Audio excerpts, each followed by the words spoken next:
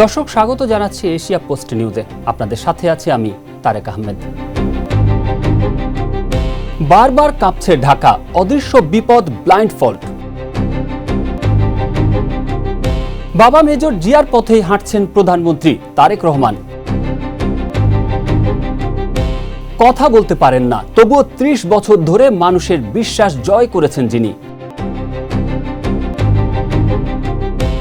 Degree নিয়ে হয়ে যাচ্ছেন ডাক্তার, কিন্তু জানেন না অনেক কিছু।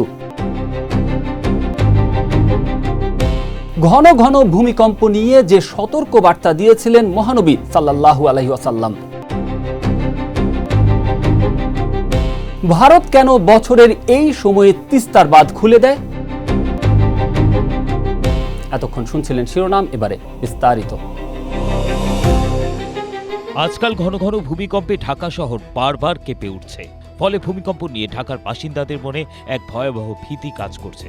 বিশেষজ্ঞরা বলছেন, বিপদ আসতে পারে বাংলাদেশের ফল্ট লাইন বা চ্যুতি রেখার জন্য পরিচিত 5টি জায়গার যে কোনো একটি থেকেই।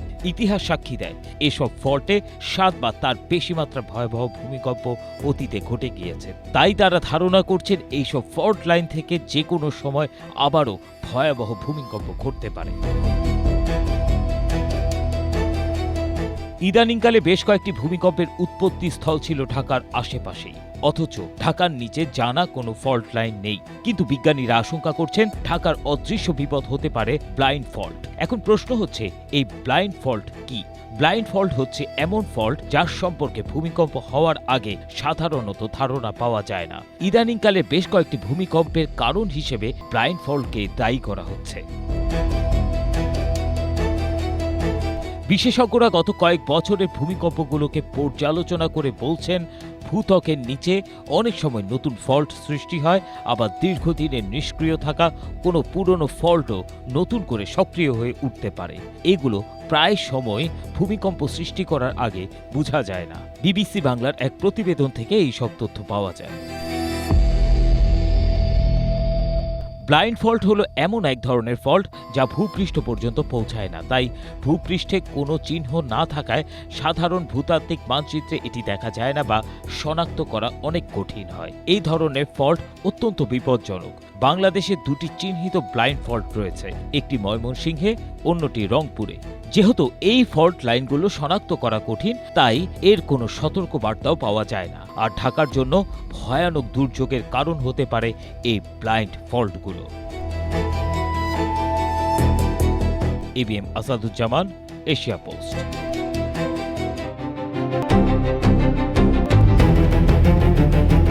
বাবার পথ ধরেই হাঁটছেন পুত্র তারেক রহমান।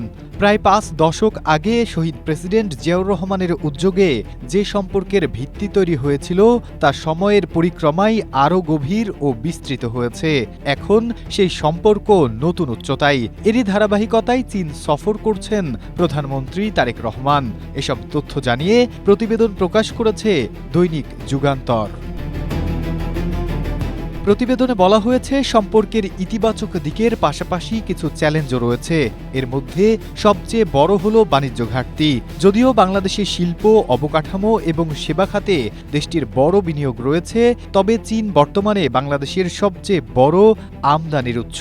শিল্পের কাঁচামাল, যন্ত্রপাতি ও মধ্যবর্তী পণ্যের বড় অংশ আসে চীন থেকে। অন্যদিকে বাংলাদেশের রপ্তানি এখনও সীমিত কয়েকটি পণ্যের মধ্যেই আবদ্ধ। ফলে দুই দেশের বাণিজ্যে বড় ধরনের ভারসাম্যহীনতা তৈরি হয়েছে।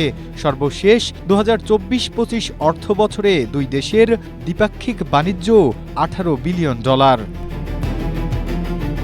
Bangladesh China chamber of commerce and industries BCCI সভাপতি মোহাম্মদ খুরশেদ আলম গণমাধ্যমটিকে বলেন, অর্থনৈতিক দৃষ্টিভঙ্গি থেকে বাংলাদেশের স্বার্থ বিবেচনা করলে এই মুহূর্তে আমাদের জন্য চীনের কোনো বিকল্প নেই। বাংলাদেশ তার নিজেদের স্বার্থে যেখানে সুবিধা পাবে তাদের সঙ্গে বাণিজ্যিক সম্পর্ক গড়ে তুলবে। এটাই পররাষ্ট্রনীতির কৌশল হওয়া উচিত। দুঃখের বিষয় হলো, কয়েক বছর আগে চীন বাংলাদেশের শতভাগ পণ্যে শুল্ক সুবিধা দিয়ে রেখেছে, কিন্তু সেই সুবিধা কাজে লাগাতে কোনো উদ্যোগ নেওয়া হয়নি। তার মতে এখনো সময় আছে। তাই চীনের বাজার সুবিধা কাজে লাগাতে পারলে বাংলাদেশ অনেক দূর এগিয়ে যাবে। Nasimuddin, Asia post.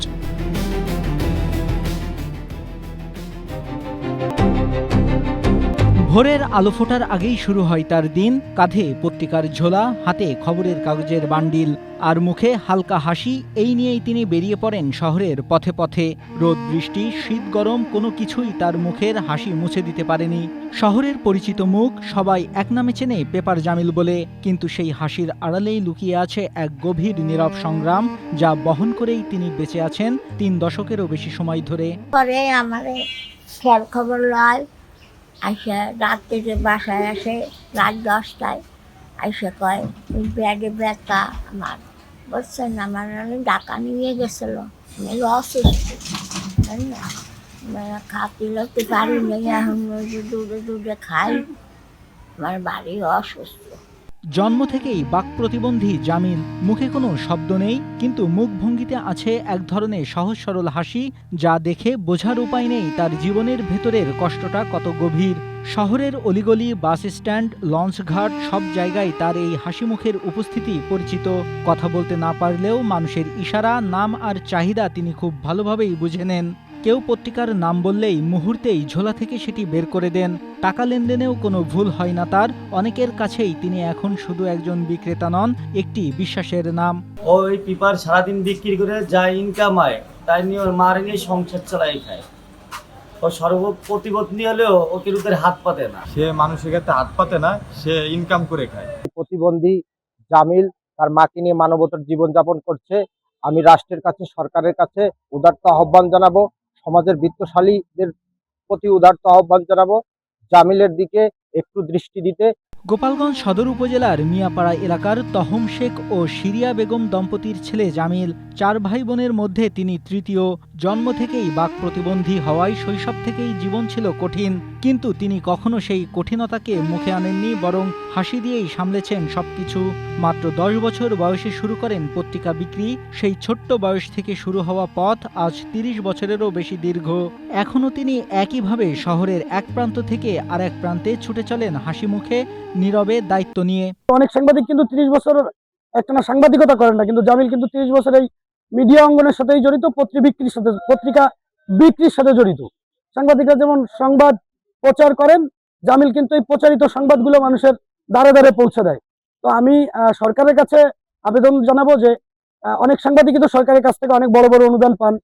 এইভাবে যদি জামিলকে এই অঙ্গনের মানুষ মনে করে বা কোনো মাধ্যম দিয়ে যদি বড় ধরনের কোনো সহযোগিতা এনে দেওয়া যায়, অন্তত শেষ জীবনটা এই অসহায় মানুষটা একটু অন্যভাবে কাটাতে পারবে। তবে সময়ের সঙ্গে বদলেছে বাস্তবতা। এখন মানুষ মোবাইলেই খবর পড়ে, ফলে পত্রিকা বিক্রি কমে গেছে। আয় কমেছে, কিন্তু দায়িত্ব কমেনি। সেই হাসিমুখ রেখেই তিনি এখন প্রতিদিন লড়াই করে যাচ্ছেন। এই আয়ের উপরেই চলে তার অসুস্থ মায়ের চিকিৎসা ও সংসার। একসময় সরকারি প্রতিবন্ধী ভাতা ছিল তার বড় ভরসা, কিন্তু এখন তা বন্ধ। ফলে জীবন আরো কঠিন হয়ে উঠেছে। জামিল ভাই ওনার মার খুব দেখাশোনা করে, খুব কেয়ার করে। জামিল ভাই চিকিৎসা করতেও টাকা দিছে ওর মারে। জামিল কথা বলতে পারেন না, কিন্তু তার হাসি যেন বলে দেয় মানুষ কষ্ট লুকিয়ে বাঁচতে পারে, যদি তার ভেতর বেঁচে থাকার ইচ্ছাটা অটুট থাকে। Desk report, Asia post.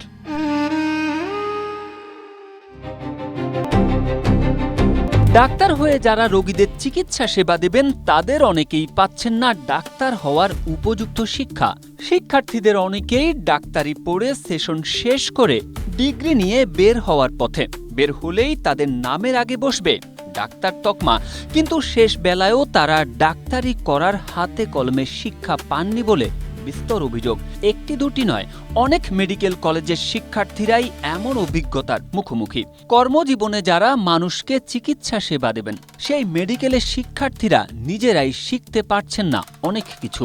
স্পর্শকাতর এমন ঘটনার কথা জানা যায় ওইসব মেডিকেল কলেজের শিক্ষার্থীদের কাছ থেকেই। এসব তথ্য জানিয়ে প্রতিবেদন প্রকাশ করেছে দৈনিক কালের কণ্ঠ। প্রতিবেদনটিতে বলা হয় 5 বছর ধরে পড়ছেন সুনামগঞ্জ মেডিকেল কলেজের শিক্ষার্থীরা, কিন্তু এখনো তাদের নিজস্ব কোনো শিক্ষণ হাসপাতাল নেই। ক্লিনিক্যাল ক্লাস করতে সপ্তাহে 2 দিন যেতে হয় Sylhet MAG Osmani medical college হাসপাতালে। হাতে কলমে চিকিৎসা শিক্ষার সবচেয়ে গুরুত্বপূর্ণ অংশটি চলছে ধার করা কাঠামোয়। একাধিকবার আন্দোলনের পরেও সমস্যার সমাধান না হওয়ায় গেল রোববার আবারও রাজপথে নেমেছে শিক্ষার্থীরা। সুনামগঞ্জ মেডিকেল কলেজের এই চিত্র কোনো বিচ্ছিন্ন ঘটনা নয়। নেত্রকোনা, নওগাঁ, নীলফামারী, মাগুরা, হবিগঞ্জ, চাঁদপুর ও রাঙ্গামাটি এই 7টি সরকারি মেডিকেল কলেজ প্রতিষ্ঠার কয়েক বছর পরও নিজস্ব ক্যাম্পাস ও হাসপাতাল পায়নি। কক্সবাজার, পাবনা, যশোর সহ আরও কয়েকটি কলেজও হাসপাতাল সংকটে রয়েছে। অনেক কলেজ উপজেলা স্বাস্থ্য কমপ্লেক্স বা পুরনো ভবনে কার্যক্রম চালাচ্ছে। অন্যদিকে সরকারি মেডিকেল কলেজগুলোতে প্রায় অর্ধেক শিক্ষক পদ শূন্য। মৌলিক চিকিৎসা বিজ্ঞানের গুরুত্বপূর্ণ বিষয়গুলোতে সংকট আরও ভয়াবহ। ফরেনসিক মেডিসিনে দেশের 37টি সরকারি মেডিকেল কলেজের জন্য অধ্যাপক আছেন মাত্র 1 জন। চরম দুরবস্থায় থাকা সরকারি মেডিকেল কলেজ যেন নিজেরাই রোগী হয়ে গেছে।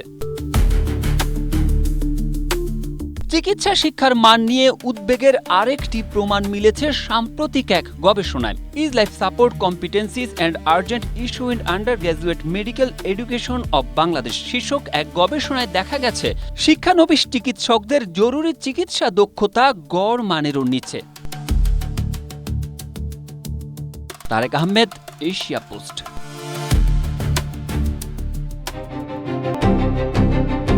ইদানিং পুরো পৃথিবী জুড়েই ঘন ঘন ভূমিকম্প হচ্ছে। অসংখ্য মানুষ প্রাণ হারাচ্ছেন, ধ্বংস হচ্ছে নগরী, বিপর্যস্ত হচ্ছে দেশ। বিজ্ঞানের দৃষ্টিতে ভূমিকম্পের নির্দিষ্ট কিছু কারণ রয়েছে, তবে ঘন ঘন বা বেশি বেশি ভূমিকম্প হওয়া নিয়ে হাদিসে রয়েছে সুস্পষ্ট সতর্কতা। হাদিসে ঘন ঘন ভূমিকম্পকে কিয়ামত নিকটবর্তী হওয়ার লক্ষণ বলে চিহ্নিত করা হয়েছে। এছাড়াও কোরআনে আল্লাহ পাক কিয়ামতের আগে বড় ভূমিকম্প হবার কথা বলেছেন। সূরা জিলজালে আল্লাহ পাক ঘোষণা করেন, যখন প্রচণ্ড কম্পনে জমিন প্রকম্পিত হবে আর জমিন তার বোঝা বের করে দেবে, আর মানুষ বলবে, এর কি হলো?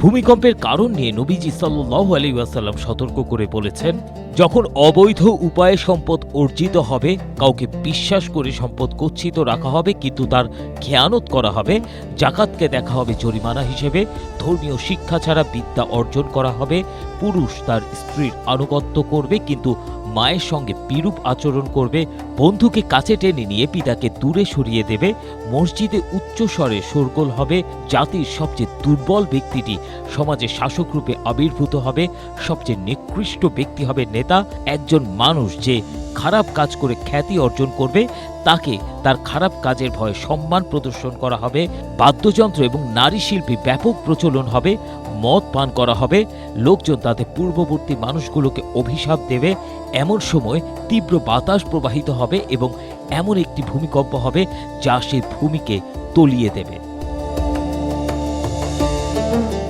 আরেক হাদিসে রাসূলুল্লাহ সাল্লাল্লাহু আলাইহি ওয়াসাল্লাম বলেছেন, এ উম্মত ভূমিকম্প, বিকৃতি এবং পাথর বর্ষণের মুখোমুখি হবে।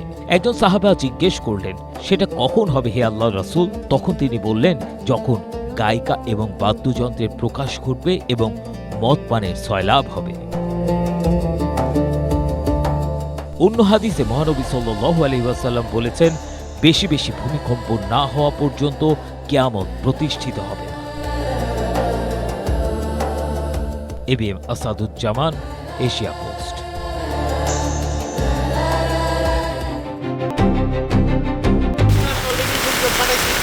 বিশেষজ্ঞরা বলছেন, বাংলাদেশে যে মাত্রায় বৃষ্টি হয় তাতে দীর্ঘস্থায়ী বন্যা হওয়ার শঙ্কা কম, কিন্তু উজানের দেশ ভারতের সঙ্গে থাকা আন্তঃসীমান্ত নদীগুলোতে তৈরি করা বাঁধ খুলে দেওয়ার ঘটনা বাংলাদেশে প্রতি বছরই আকস্মিক বন্যার সৃষ্টি করছে।